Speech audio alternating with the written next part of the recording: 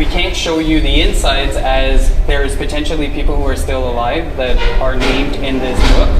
So just for everybody's confidentiality, we cannot show anything in this book. We have noisy after lockup. We have refusing to carry out, jumping across the stairwell, talking on stairs, and refuse to work. That's just a few of the ones we have on here.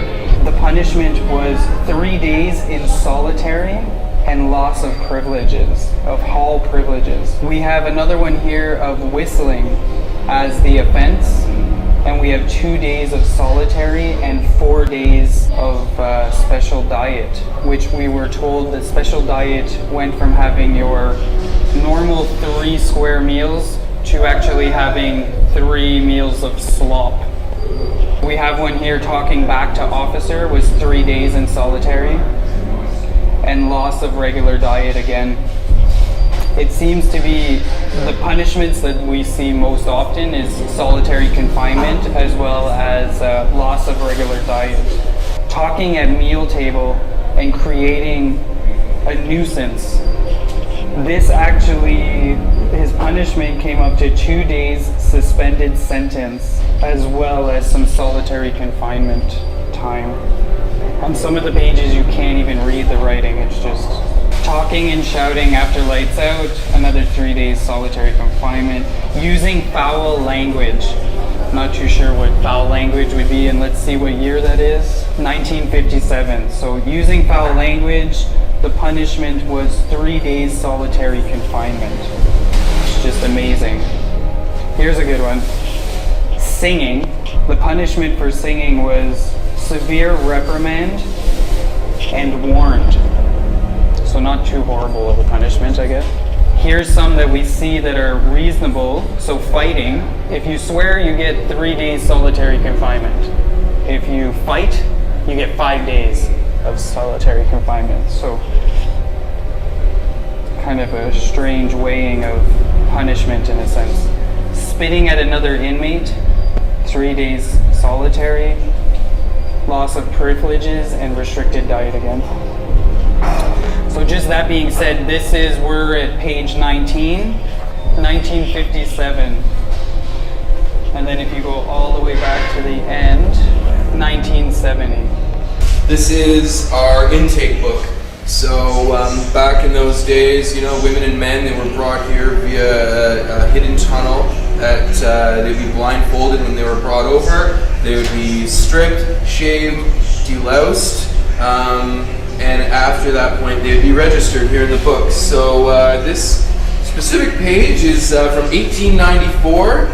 So the County of Carleton Jail. So we were at that point the County of Carleton in Bytown. So if you look here, you can see a listing. If you look for this guy, for example, Mr. Herbert Berkridge. He was a 24-year-old man. He had no occupation. He was from England.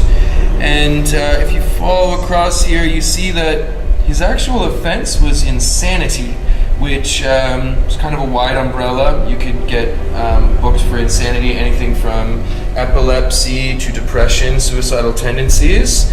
And he eventually spent 64 days at Her Majesty's pleasure for that offense. We did have at one point, didn't you say that it was actually stated in here that an occupation was a boy?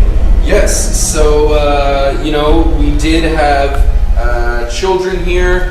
We had a women and children's prison on the 9th floor, and we had, back in those days, under Canadian law, there were no child sentences, there were no youth sentences. So although up until the age of, I believe it was 13, male prisoners would be kept in the children's prison, if they committed murder, if they committed larceny, they got the adult sentence, even if they were taken away from the adults. Of course, after you turned 14, it was now time to join the men in adult jail.